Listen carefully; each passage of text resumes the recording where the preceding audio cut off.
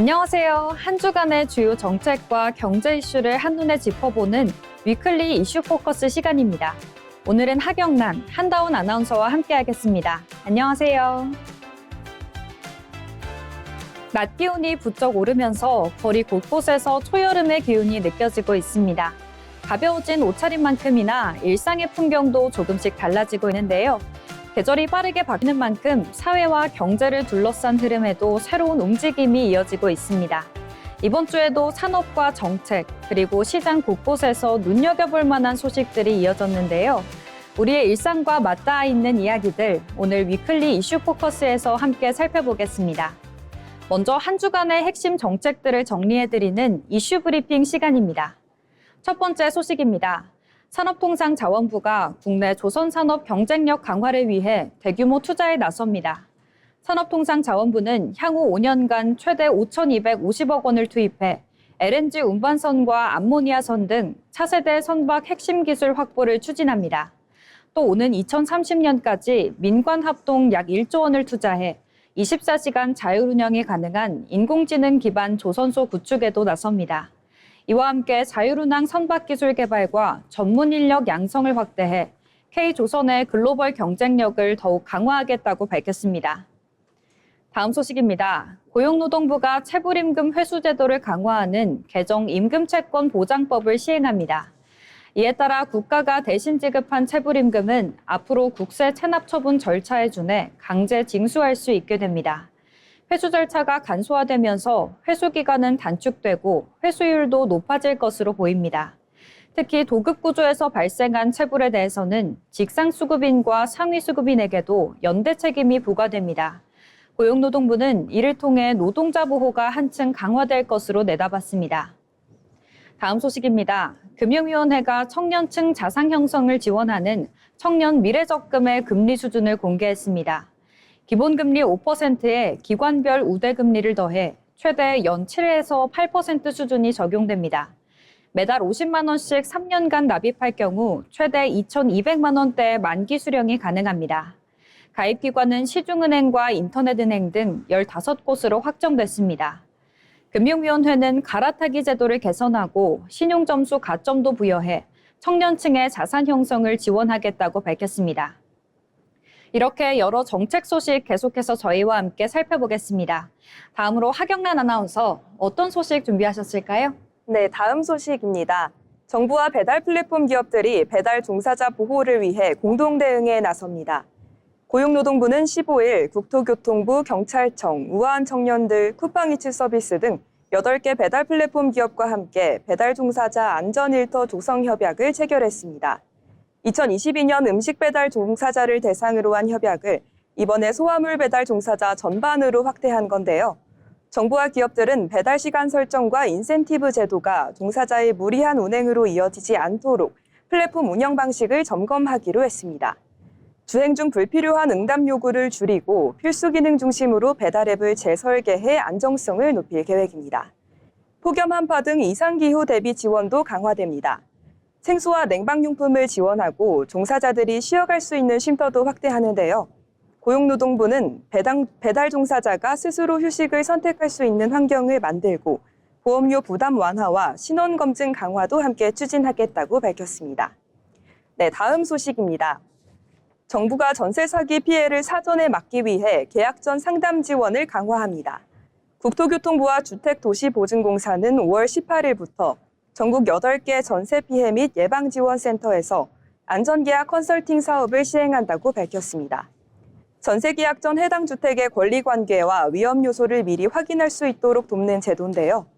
공인중개사가 계약서 문구와 계약 시 주의사항을 함께 검토합니다. 서울, 부산, 대구, 인천 등 전국 8개 센터에서 무료로 운영됩니다. 지난 12일 공포된 전세사기 특별법 개정에 따라 시행되며 기존 전세피해 지원센터 명칭도 전세피해 및 예방지원센터로 바뀝니다. 앞으로는 지방정부와 협력해서 대학교나 군부대 등을 찾아가는 현장 상담도 추진할 계획입니다. 네. 지금까지 이슈 브리핑이었습니다. 네, 이어서 한다원 아나운서 어떤 소식 준비하셨을까요? 네, 전기차 배터리 구독 서비스 소식입니다. 전기차 보급이 빠르게 늘어나고 있는 가운데 최근 자동차 업계에서는 배터리 구독 서비스가 새로운 방식으로 주목받고 있습니다. 차량 가격의 상당 부분을 차지하는 배터리를 별도로 이용하는 구조를 통해 소비자의 초기 구매 부담을 낮추겠다는 건데요. 기존 전기차는 배터리를 포함한 가격으로 판매돼 차량 가격이 높다는 점이 부담으로 꼽혀왔습니다. 하지만 앞으로는 차량과 배터리를 분리해 구매하거나 배터리만 월 구독 형태로 이용하는 방식이 확대될 전망입니다. 이 경우 소비자는 차량 가격을 낮출 수 있고 배터리 성능 저하나 교체 비용 부담도 줄일 수 있는데요. 제조사나 서비스 업체가 배터리 상태를 관리하고 일정 성능 이하로 떨어질 경우 교체 서비스를 제공하는 방식이 검토되고 있습니다. 특히 배터리 기술 변화 속도가 빨라지는 만큼 최신 배터리로 교체할 수 있다는 점도 장점으로 꼽힙니다. 충전 효율이나 주행거리 성능이 개선된 신형 배터리를 보다 유연하게 이용할 수 있어 소비자 만족도 역시 높아질 것으로 기대됩니다. 자동차 업계에서는 이러한 구독형 모델이 스마트폰 요금제처럼 새로운 소비 방식으로 자리 잡을 가능성이 있다고 보고 있습니다. 일부 해외 기업들은 이미 배터리 교환형 서비스와 구독 모델을 시범 운영 중인데요. 국내 업계 역시 관련 서비스 확대를 검토하고 있습니다. 정부 역시 전기차 대중화와 친환경 산업 확대를 위해 관련 제도 정비에 나서고 있는데요. 업계에서는 배터리 구독 서비스가 정착될 경우 전기차 진입 장벽을 낮추고 소비자 선택 폭도 더욱 넓어질 것으로 보고 있습니다. 다음 소식입니다.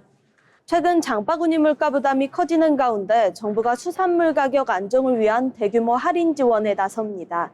해양수산부는 소비자 체감 물가 부담을 줄이기 위해 전국 마트와 온라인 쇼핑몰 등에서 수산물 특별 할인 행사를 진행한다고 밝혔습니다. 행사 품목은 명태와 고등어, 갈치, 오징어 등 소비자 수요가 높은 주요 수산물 중심으로 구성됐습니다. 이번 할인 행사에서는 정부 지원 할인과 유통업체 자체 할인이 함께 적용돼 최대 50% 수준의 할인 혜택을 받을 수 있는데요. 일부 전통시장에서는 온누리 상품권 환급 행사도 함께 진행돼 소비자 혜택이 더욱 확대될 전망입니다. 특히 최근 기후변화와 원가 상승 등의 영향으로 수산물 가격이 오르면서 소비자 부담이 커졌는데요. 여기에 외식 물가까지 상승세를 이어가면서 가계 부담이 커지자 정부가 체감 물가 안정 대책의 일환으로 이번 행사를 추진하게 됐습니다. 행사 기간은 이달 말까지 순차적으로 이어질 전망이며 참여 매장과 할인 품목은 유통업체별 행사 페이지를 통해 확인할 수 있습니다. 온라인몰의 경우 배송 할인 쿠폰과 추가 적립 혜택을 적용해 소비자의 관심이 이어지고 있습니다. 정부는 앞으로도 주요 먹거리 물가 안정을 위해 할인 지원과 공급 관리 대책을 지속적으로 추진할 방침입니다. 지금까지 이슈 브리핑이었습니다. 지금까지 한 주간의 주요 정책 이슈들 짚어드렸는데요. 앞으로도 꼭 알아두셔야 할 정책 소식 계속해서 전해드릴 테니 많은 시청 부탁드립니다. 지금까지 이슈 브리핑이었습니다.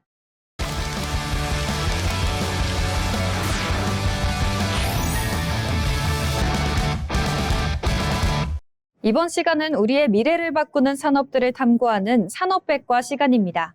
하경란 아나운서, 오늘은 어떤 산업 준비해 주셨을까요? 네, 오늘은 피지컬 AI 소식 준비했는데요. 공장에 물건을 짚고 스스로 판단하는 로봇이 있습니다.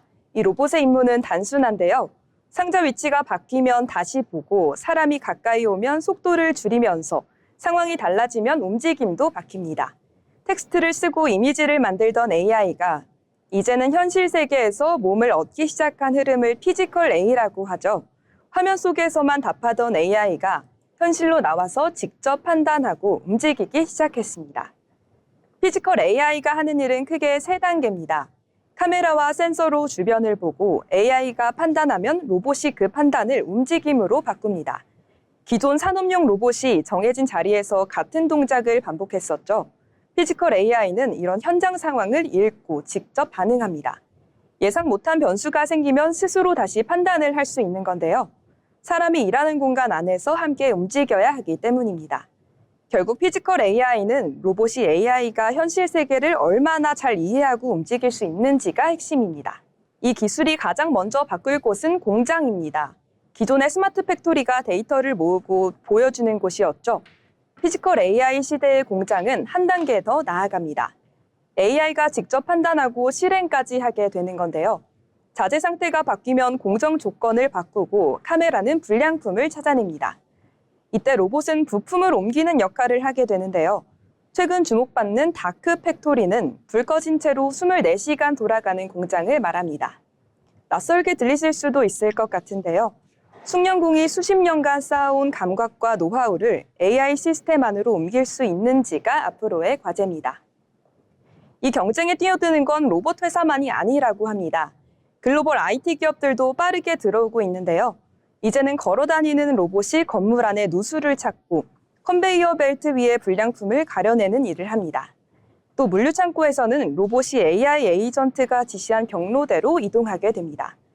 피지컬 AI는 로봇 하드웨어만의 경쟁을 넘어섰다는 걸 보여주는데요. 아무리 로봇이 잘 움직여도 공장 생산관리 시스템이나 물류 재고와 같은 데이터와 연결되지 않으면 현장에서 쓰이기 어렵다고 합니다. 누가 더 뛰어난 로봇을 만드냐와 함께 그 로봇을 실제 일터에서 얼마나 잘 연결하느냐에서 앞으로 승부가 갈릴 것으로 보입니다. 그렇다면 한국은 어디에 서 있을까요?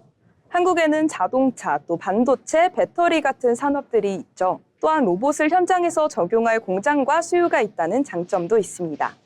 하지만 개인정보 규제가 상용화의 걸림돌이 될 수도 있고 또 의료 로봇처럼 안전이 중요한 분야에서는 기술이 나와도 시장 진입까지는 시간이 걸리기 마련인데요. 기술이 산업으로 이어지기 위해서는 데이터를 쓰는 실제 공간이 있어야 하고 또 인허가와 시장 연결도 필요합니다. 생성형 AI가 지식노동의 세계를 바꿨죠. 피지컬 AI는 현실 세계에서 일하는 방식을 바꾸고 있습니다. 한국의 승부처는 로봇의 상용화 생태계를 얼마나 빠르게 만드는지에 있을 것으로 보입니다. 지금까지 산업백과였습니다. 네, AI가 생각하는 단계를 넘어 직접 움직이기 시작하면서 산업 현장의 경쟁력도 새로운 국면을 맞고 있습니다. 이어서 통계로 사회를 읽어보는 데이터픽 시간입니다. 최진영 아나운서가 전해드립니다. 데이터로 사회를 읽어보는 데이터픽 시간입니다. 여러분은 주말이나 퇴근 후 시간이 남을 때 무엇을 하시나요? 집에서 휴식을 취하시는 분들도 계실 테고 밖에서 취미 활동을 즐기시는 분들도 계실 텐데요. 오늘 데이터픽에서는 우리나라 사람들은 여가 시간에 무엇을 주로 하는지, 여가 활동으로 얼마나 시간을 보내는지에 대해 알아보겠습니다. 바쁘게 돌아가는 현대사회에서 여가 시간의 가치는 점점 높아지고 있습니다. 피곤하고 지친 일상에서 잠시 벗어나 온전히 자신을 위한 시간을 보낼 수 있다는 점에서 여가 시간은 삶에서 아주 큰 의미를 갖는데요. 현대사회에서 여가 시간은 단순한 휴식을 넘어 재충전, 스트레스 해소, 자기 실현의 기회가 되고 있습니다. 이렇게 소중한 여가 시간, 우리나라 사람들은 무엇을 하면서 시간을 보내고 있을까요? 문화체육관광부 국민여가활동조사에 따르면 우리나라 국민들이 가장 많이 하는 여가 활동은 TV 시청으로 나타났습니다. 특히 최근에는 유튜브, OTT 시청이나 숏폼 등 다양한 영상 매체를 보며 시간을 보내는 경우가 늘어나고 있는데요. 이는 스마트폰 중심 여가가 크게 늘면서 집안에서 보내는 여가의 비중이 높아지고 있기 때문입니다. 개인주의의 확산이 여가 시간을 보내는 모습에도 영향을 미치고 있는 겁니다. 이 밖에도 코로나 이후 건강 중심 여가에 대한 관심이 커지면서 산책이나 필라테스 등 가벼운 운동으로 여가 시간을 보내는 사람도 늘어나고 있는데요. 최근 젊은 층 사이에서 러닝 열풍이 불고 있는 것도 이러한 흐름의 일부라고 볼 수 있겠습니다. 최근 들어 우리나라도 개인주의가 확산되고 있지만 여전히 관계 중심 여가를 즐기는 사람들도 많은데요. 예를 들면 카페나 맛집 투어, 사교 활동 등 사람들과 만나 시간을 보내는 활동도 여전히 큰 비중을 차지하고 있습니다. 정리하면 관계 중심 활동도 많지만 점점 과거에 비해 집에서 혼자 시간을 보내거나 혼자 할 수 있는 간단한 운동을 하는 등 개인형 여가가 늘어나고 있는 것이 특징입니다. 그렇다면 소중한 여가 시간, 우리나라 사람들은 충분히 즐기고 있을까요? 문화체육관광부 자료에 따르면 2025년 기준 우리나라 국민들의 평균 여가 시간은 연령에 따라 차이가 있었지만 평일에는 3시간에서 4시간, 휴일에는 5시간에서 6시간으로 나타났습니다. 이는 OECD 평균보다도 낮은 수치로 우리나라는 상대적으로 여가를 즐길 시간이 부족하다는 것을 의미하는데요. 우리나라 사람들의 여가 시간이 부족한 이유는 무엇일까요? 그 핵심 원인으로는 장기간 근로문화와 과도한 학업 및 자기개발 압박, 출퇴근에 소요되는 긴 시간 등이 있습니다. 긴 노동시간과 치열한 경쟁 문화가 여가 생활을 즐길 여유마저 사라지게 하고 있는 건데요. 그렇기에 여가 시간을 얼마나 효율적으로 활용하는지가 더욱 중요해지고 있습니다.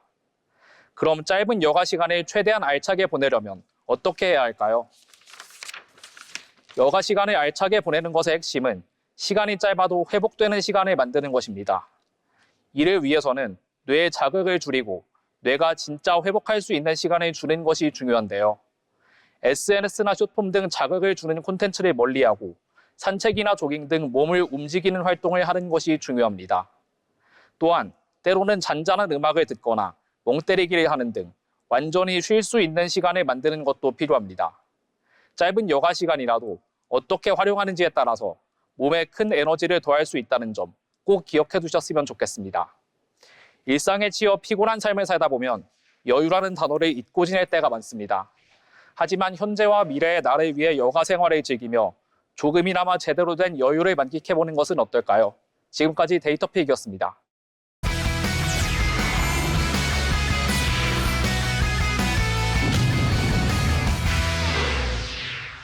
이번 시간은 세상을 바꾸는 기술의 흐름을 짚어드리는 테크노트 시간입니다.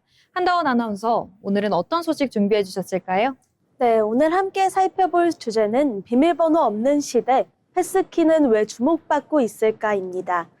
우리는 일상에서 수많은 비밀번호를 사용하고 있습니다. 은행 앱과 쇼핑몰, SNS와 메신저, 회사 계정까지 서비스마다 서로 다른 비밀번호를 설정하다 보니 같은 비밀번호를 반복해서 사용하는 경우도 적지 않은데요. 하지만 이런 방식은 보안에 취약하다는 문제가 꾸준히 제기되고 있습니다. 실제로 개인정보 유출 사고가 발생하면 유출된 비밀번호가 여러 사이트에서 동시에 악용되는 사례도 빈번히 발생하고 있는데요. 또 복잡한 비밀번호를 만들수록 기억하기 어렵고 반대로 쉽게 만들면 해킹 위험이 커진다는 점 역시 한계로 꼽혀왔는데요. 이 때문에 최근 IT 업계에서는 기존 비밀번호를 대체할 새로운 인증 방식인 패스키 기술이 빠르게 주목받고 있습니다. 패스키는 문자와 숫자를 직접 입력하는 대신 지문이나 얼굴 인식 혹은 스마트폰 잠금 해제 방식으로 본인을 인증하는 기술입니다. 쉽게 말해 비밀번호를 외우는 대신 내 기기 자체가 신분증 역할을 하는 셈인데요. 사용자가 스마트폰이나 노트북에서 얼굴 인식이나 지문 인증을 하면 기기 안에 저장된 암호 정보가 자동으로 본인 여부를 확인하는 방식입니다. 특히 패스키는 실제 비밀번호 정보를 서버에 직접 저장하지 않는 구조라 기존 방식보다 보안성이 높다는 평가를 받고 있습니다. 설령 해커가 서버를 공격하더라도 사용자의 실제 인증 정보 자체를 탈취하기 어렵기 때문인데요. 또 사용자는 긴 비밀번호를 기억하거나 주기적으로 변경해야 하는 불편도 줄일 수 있습니다. 복잡한 보안 절차를 단순화하면서도 보안 수준은 높일 수 있다는 점에서 차세대 인증 기술로 주목받고 있습니다. 이미 글로벌 IT 기업도 패스키 도입을 빠르게 확대하고 있습니다. 애플과 구글, 마이크로소프트를 비롯한 주요 기업들은 운영 체제와 브라우저에 패스키 기능을 기본 탑재하고 있는데요. 국내에서도 금융권과 플랫폼 기업을 중심으로 패스키 로그인 지원이 확대되는 분위기입니다. 특히 금융 서비스에서는 보안과 편의성을 동시에 확보할 수 있다는 점에서 관심이 높습니다. 기존에는 로그인할 때마다 비밀번호와 인증번호를 입력해야 했다면 이제는 지문 인증 한 번만으로 본인 확인이 가능한 환경이 만들어지고 있습니다. 또 최근에는 공공 서비스와 기업 내부 시스템에서도 패스키 기술을 적용하려는 움직임이 이어지고 있습니다. 비밀번호 관리 비용을 줄이고 해킹 위험을 낮출 수 있기 때문인데요. 하지만 해결해야 할 과제도 아직 남아 있습니다. 우선 사용자가 새로운 인증 방식에 익숙해져야 한다는 점입니다.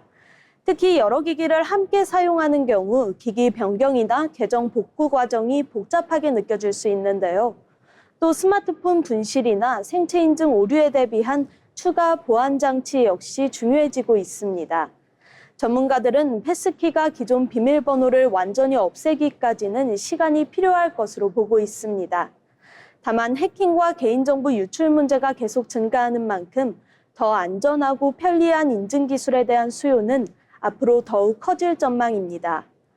결국 패스키 기술의 핵심은 보안과 편의성을 동시에 높이는 데 있습니다. 비밀번호를 기억하고 관리하던 시대에서 기기와 생체 정보를 기반으로 안전하게 인증하는 방법으로 디지털 환경이 빠르게 변하고 있는데요. 앞으로 중요한 건 얼마나 복잡한 비밀번호를 만드는가 보다 얼마나 안전하게 본인을 인증할 수 있느냐가 될 가능성이 커지고 있습니다. 비밀번호 없는 시대를 위한 변화, 패스키 기술이 앞으로 디지털 보안 환경을 어떻게 바꿔갈지 관심이 모이고 있습니다. 지금까지 테크노트였습니다. 네, 이어서 기술로 혁신을 주도하는 인물을 소개하는 테크인 시간입니다. 오늘은 어떤 분을 만나볼 수 있을까요? 김하늘 아나운서가 전해드립니다. 기술 산업 속 인물들의 이야기와 흐름을 짚어보는 테크인 시간입니다. 여러분들은 전 세계에서 가장 영향력 있는 기업이 어디라고 생각하시나요? 애플, 엔비디아, 아니면 구글일까요? 오늘의 주인공은 단 하루만 멈춰도 전 세계 테크 산업 전체가 마비될 수 있는 보이지 않는 거인, 바로 반도체 제국의 중심 TSMC입니다. 과거에는 석유가 세계 질서를 움직였다면 21세기는 이 반도체가 세상을 움직입니다. 스마트폰은 물론이고 자율주행차, 그리고 전 세계를 뒤흔들고 있는 생성형 AI까지 이 반도체가 없으면 그 어떤 첨단 기술도 작동할 수 없는데요. 우리가 사용하는 AI의 거대한 연산을 순식간에 처리하는 핵심 칩 역시 모두 반도체 기술의 결정체입니다. 즉 이제 반도체는 단순한 부품이 아니라 국가 경쟁력을 결정짓는 최첨단 전략 자원이 되었습니다. 그런데 흥미로운 점은 내노라 하는 글로벌 IT 기업들이 모두 TSMC 앞에 줄을 서고 있다는 점입니다. 애플의 팀 쿡도 엔비디아의 젠슨 황도 설계도를 들고 TSMC를 찾아갑니다. 이유는 단 하나입니다. 전 세계에서 반도체를 가장 미세하고 완벽하게 생산하는 기술을 가졌기 때문입니다. 애플이나 엔비디아는 설계만 할 뿐 실제 제품 생산은 전적으로 TSMC에 의존하고 있는데요. 전 세계 최첨단 반도체의 절반 이상이 바로 이 TSMC 공장에서 만들어지고 있을 정도입니다. 이 거대한 반도체 생태계를 만든 인물이 바로 TSMC의 창업자 모리스 창입니다. 그는 미국 최고의 반도체 기업에서 부사장까지 지낸 전설적인 엔지니어였습니다. 당시 업계 분위기는 설계도, 생산도 직접 한다는 것이 철칙이었는데요. 하지만 모리스 창은 전혀 다른 생각을 했습니다. 제품을 직접 디자인하지 않고 남의 칩을 완벽하게 만들어주기만 하는 전문 제조 공장을 차리자는 선택이었습니다. 모두가 무모하다고 비웃었던 이 아이디어를 가지고 그는 1987년 56세라는 나이에 대만으로 건너가 TSMC를 설립합니다. 이것이 세계 최초의 반도체 위탁 생산, 즉 파운더리 비즈니스의 시작이었습니다. 모리스 창이 내건 슬로건은 명확했습니다. 우리는 절대 고객과 경쟁하지 않는다. 자체 브랜드를 만들어 고객사와 경쟁하지 않고 오직 제조에만 집중하겠다는 이 신뢰가 있었기에 전 세계 기업들은 자신들의 극비 설계도를 안심하고 맡길 수 있었습니다. 여기에 누구도 따라올 수 없는 독보적인 미세 공정 기술력이 더해지면서 엔비디아의 최신 AI 칩도 TSMC 없이는 세상에 나올 수 없는 이 독점적인 시장 구조가 완성됐습니다. 이제 TSMC의 공장은 단순한 상업시설을 넘어 지구상에서 가장 중요한 전략 자산으로 평가받고 있습니다. 시장에서는 이를 두고 대만을 지켜주는 실리콘 방패라고 부르기도 하는데요. 현재 미국, 유럽, 일본 등 세계 주요국들이 천문학적인 보조금을 주며 자국 내에 TSMC 공장을 유치하려는 이유도 여기에 있습니다. 글로벌 공급망의 안정성을 확보하는 것이 곧 국가의 안보이자 경제적 생존과 직결되기 때문입니다. 머리카락 굵기의 아주 작은 실리콘 칩 하나, 하지만 그 안에는 인류가 꿈꾸는 인공지능의 미래와 글로벌 경제의 거대한 흐름이 숨쉬고 있습니다. 모두가 가던 길을 의심하고 새로운 비즈니스를 개척했던 한 엔지니어의 대담한 선택이 결국 오늘날 우리 손에 쥐어진 스마트폰과 내일의 AI를 만들었습니다. 지금까지 테크인이었습니다. 네, 기술이 세상을 바꾸는 만큼 그 중심에 있는 사람들의 이야기 정말 흥미로운데요. 저희 테크인에서는 앞으로도 우리 삶을 바꿀 혁신가들을 계속해서 소개해드리겠습니다. 지금까지 테크인이었습니다.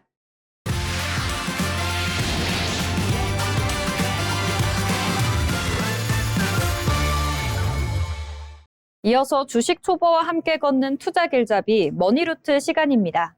오늘도 주식과 경제 이야기 쉽고 간단하게 풀어드리려고 하는데요. 먼저 경제 뉴스 함께 살펴보겠습니다. 재정경제부가 최근 금융 외환시장 동향을 점검한 결과 대외 불안 요인이 해소될 경우 외환시장이 빠르게 안정될 것으로 전망했습니다. 재정경제부와 한국은행, 금융당국은 시장 상황 점검회의를 열고 최근 금융시장 변동성과 주요 리스크 요인을 논의했습니다. 참석자들은 중동 지역 불안과 국제유가 상승 등의 영향으로 환율과 국고채 금리 변동성이 확대되고 있다고 분석했습니다. 다만 반도체 수출 호조와 견조한 경상 수지, 외화 유동성 등 우리 경제의 기초 체력은 안정적인 수준이라고 진단했습니다. 주식시장 역시 주력 산업의 경쟁력을 바탕으로 성장 흐름을 이어가고 있으며 채권 시장도 외국인 자금 유입 등으로 구조적 수요 기반이 확대되고 있는 것으로 평가됐습니다. 참석자들은 이 같은 우리 경제의 견조한 펀더멘탈을 바탕으로 앞으로 중동 전쟁 등 대외 불안 요인들이 해소된다면 외환 시장은 빠르게 안정세를 보일 것으로 의견을 모았습니다. 지금까지 이번 주 주요 경제 뉴스 살펴봤는데요.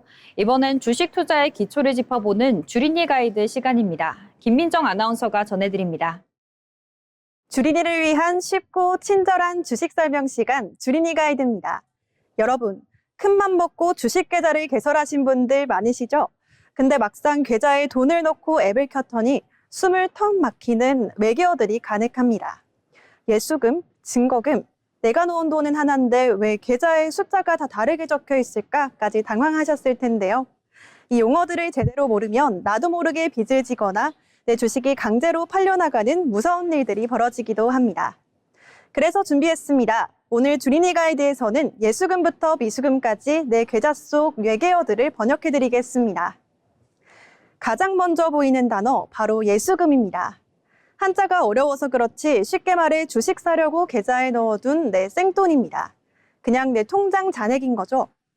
근데 주식을 사고 나면 이상한 일들이 벌어집니다. 오늘 10만 원짜리 주식을 한 주 샀는데 내 예수금에서 바로 10만 원이 빠져나가지 않거나 주식을 팔았는데 바로 내 은행 통장으로 돈이 안 옮겨지시는 경험 해보셨을 텐데요. 왜 그럴까요? 우리나라 주식시장은 내가 거래 버튼을 누른 날로부터 이틀 뒤에 진짜 돈과 주식이 오가는 3일 결제 시스템을 사용한다고 합니다. 오늘을 디데이라고 하면 주말을 제외하고 이틀 뒤인 D+2일이 되어야 진짜 내 돈이 정산되는 거죠. 그래서 앱에 D+1 예수금, D+2 예수금이라고 복잡하게 적혀 있는 겁니다. 아, 내 돈이 완전히 정산되려면 이틀이 걸리는구나 이렇게 생각하시면 가장 편합니다. 그 다음으로 헷갈리는 게 바로 증거금입니다. 이건 주식을 살 때 되는 계약금이라고 이해하시면 편합니다. 우리가 대형마트에서 물건을 살 때는 돈을 100% 다 내야 하지만 주식시장은 이틀 뒤에 정산하잖아요. 그래서 증권사가 이렇게 말하는 겁니다. 이틀 뒤에 잔금 치를 거니까 일단 오늘은 계약금만 걸어주자는 겁니다. 만약 어떤 주식의 증거금률이 40%라고 적혀 있다면 10만 원짜리 주식을 살 때 오늘 당장은 내 계좌에서 계약금 4만 원만 먼저 묶이고 나머지 잔금 6만 원은 이틀 뒤에 빠져나갑니다. 참 편리해 보이죠? 하지만 바로 여기서 주린이들의 가장 눈물 짓는 함정이 발생한다고 합니다. 내 계좌에 딱 10만 원이 있는데 증거금 40%짜리 주식을 주문하다가 실수로 최대 수량 버튼을 누르는 분들 많으시죠? 내 돈 10만 원이 전부 계약금으로 쓰이면서 무려 25만 원어치 주식이 팔려나갑니다. 내 돈은 10만 원밖에 없는데 말이죠. 그럼 부족한 잔금 15만 원은 어떻게 될까요? 네, 이틀 뒤 잔금을 치를 때 내 계좌는 마이너스가 됩니다. 이 부족한 외상값을 바로 미수금이라고 하는데요. 주식시장은 외상을 절대 기다려주지 않습니다.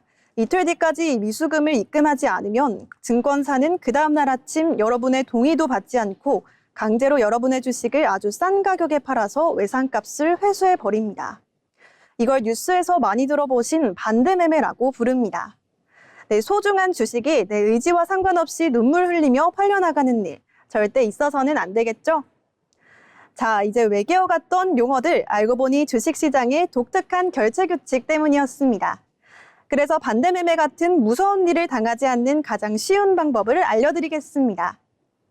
주식 앱 설정에서 증거금률 100%로 설정해 두는 겁니다. 그러면 내가 가진 돈만큼만 주식을 살 수 있어서 외상거래를 원천 차단할 수 있습니다. 안전장치를 하나 걸어두는 셈이죠.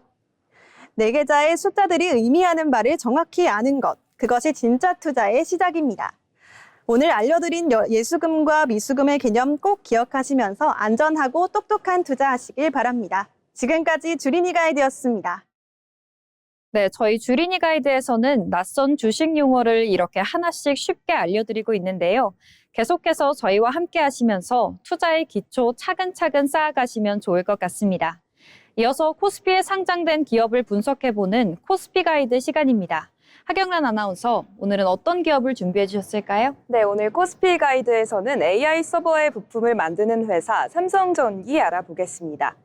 삼성전기 하면 스마트폰 부품 회사 아닌가 하시는 분들 많을 텐데요. 그런데 요즘 시장에서 이 회사를 보는 시각이 달라지고 있다고 합니다. AI 서버 핵심 부품을 만드는 기업으로 다시 주목받기 시작한 건데요. AI 투자가 늘면 반도체 기업 주가가 먼저 움직이죠. 근데 반도체 하나만으로는 서버를 안정적으로 운영할 수가 없습니다. 전류를 잡아주는 부품이나 칩과 기판을 연결해주는 소재 같은 부품들이 모두 필요하기 때문인데요. 삼성전기가 바로 그 부품을 만드는 회사입니다.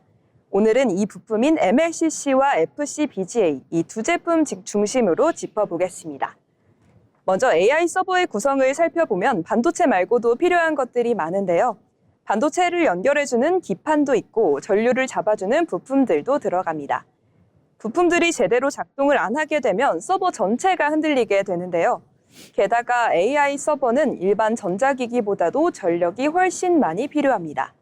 그래서 부품 하나하나에 요구하는 기준이 높아질 수밖에 없는데요. 더 작아야 하고 더 정밀해야 하고 더 오래 버텨야 합니다. 시장이 삼성전기를 AI 인프라 수혜주로 다시 보기 시작한 게 바로 이런 이유에서입니다. 먼저 첫 번째 부품인 MLCC 보겠습니다. 이 부품은 전류를 안정시켜주는 역할을 하는데요.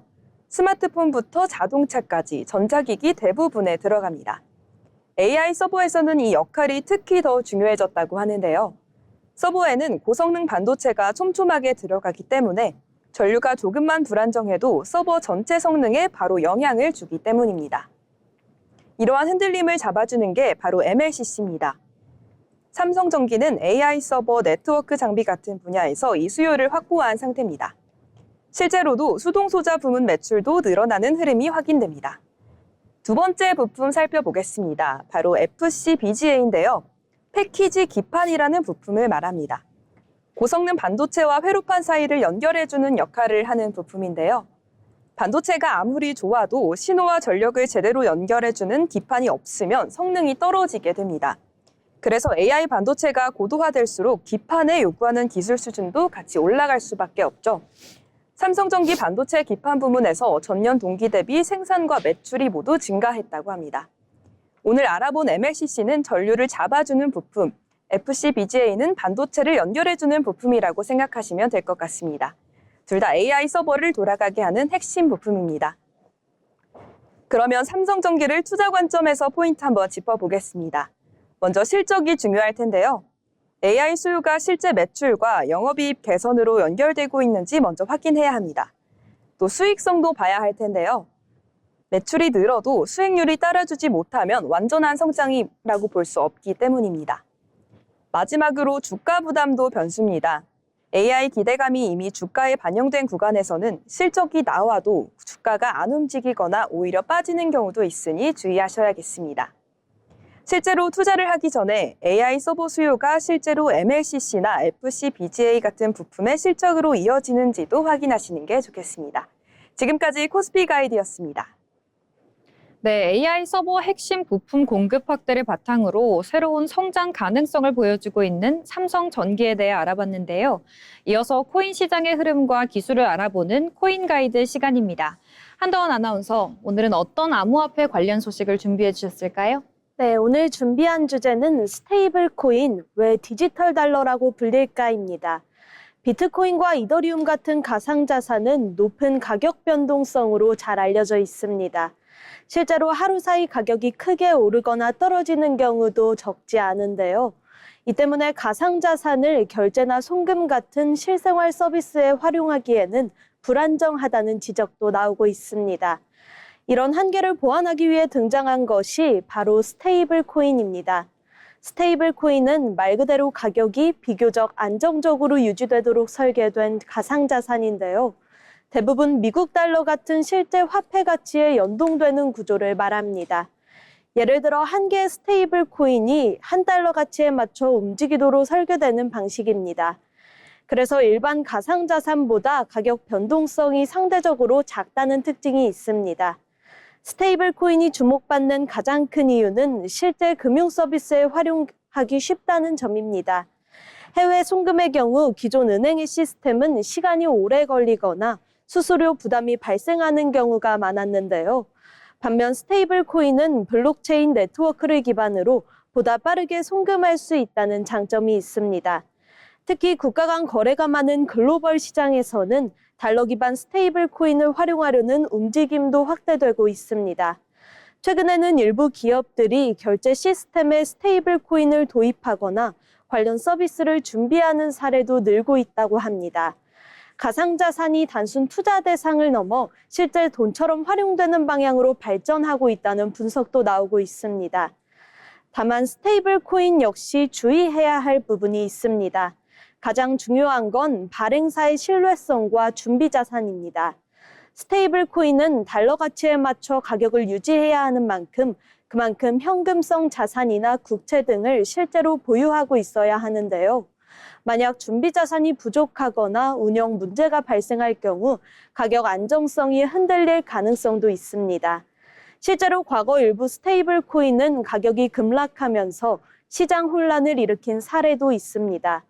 이 때문에 미국과 유럽 등 주요 국가들은 스테이블 코인 관련 규제와 관리 체계 마련에 속도를 내고 있습니다. 투자자 보호와 금융 안정성 확보가 중요해지고 있기 때문인데요. 결국 스테이블 코인의 핵심은 가상자산의 기술과 기존 화폐 시스템을 연결하는 데 있습니다. 빠른 거래와 디지털 기술의 장점은 살리면서 가격 안정성까지 확보하려는 시도가 이어지고 있는데요. 전문가들은 앞으로 스테이블 코인이 해외 송금과 결제, 디지털 금융 서비스 등 다양한 분야에서 활용 범위를 넓혀갈 가능성을 보고 있습니다. 가상자산 시장이 단순 투자 중심에서 실제 활용 중심으로 변화하고 있는 가운데 스테이블 코인이 어떤 역할을 하게 될지 관심이 모이고 있습니다. 지금까지 코인 가이드였습니다. 네, 이렇게 오늘 코인 가이드에서는 스테이블 코인에 대해 알아봤습니다. 이것으로 오늘의 머니루트를 마칩니다. 이번엔 일상에 필요한 다양한 정보를 소개해드리는 라이프 플러스 시간입니다. 김채연 아나운서가 전해드립니다.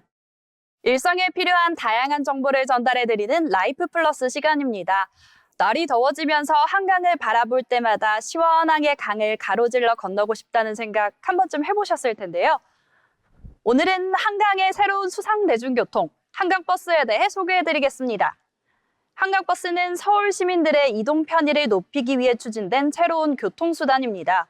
출퇴근 시간마다 반복되는 교통체증을 줄이고 한강이라는 거대한 수변 공간을 효율적으로 활용하자는 취지에서 도입이 됐는데요. 기존에는 한강이 시민들의 휴식 공간 역할에만 머물렀다면 이제는 실제 생활 속 교통망으로 활용된다는 점에서도 의미가 큽니다. 서울시는 한강버스를 통해 시민들의 이동 선택지를 넓히고 수변 중심의 새로운 도시 문화를 만들어 나가겠다는 계획입니다. 한강버스의 주요 노선은 마곡에서 잠실까지 이어지는 구간입니다. 중간에는 망원, 여의도, 압구정, 옥수, 뚝섬 같은 주요 선착장을 따라서 운항합니다. 한강을 따라 이동하면서 복잡한 도로 대신에 시원한 강바람과 한강 풍경을 함께 즐길 수 있습니다. 특히 출퇴근 시간대에는 자동차 정체 없이 이동할 수 있다는 점도 굉장히 큰 관심을 끌고 있는데요. 창밖 대신에 탁 트인 한강 풍경을 바라보며 이동할 수 있다는 점에서 기존 대중교통과는 다른 매력입니다. 기본 편도 요금은 성인 기준 3,000원, 청소년과 어린이는 할인 요금이 적용됩니다. 또 기후 동행 카드를 이용한다면 보다 경제적으로 이용할 수 있습니다. 그렇다면 한강버스를 더욱 특별하게 즐길 수 있는 추천 코스도 한번 알아볼까요? 먼저 마곡 코스입니다. 마곡 선창장 인근에 위치한 서울식물원은 식물원과 공원이 결합된 도심 속 힐링 공간인데요. 다양한 공간으로 구성돼 있어 산책 코스로도 인기가 좋습니다. 한강버스를 타고 이동한 뒤 자연과 휴식을 함께 즐길 수 있어 가족 나들이는 물론 여유로운 주말 코스로도 추천됩니다. 다음으로 여의도 코스입니다. 여의도 선착장에 내려서 한강공원을 산책하고 63빌딩과 더현대 서울을 둘러보는 코스가 인기인데요. 특히 저녁 시간대는 노을과 야경이 아름다워 데이트 코스로도 추천됩니다. 마지막으로 잠실 코스도 빼놓을 수 없습니다.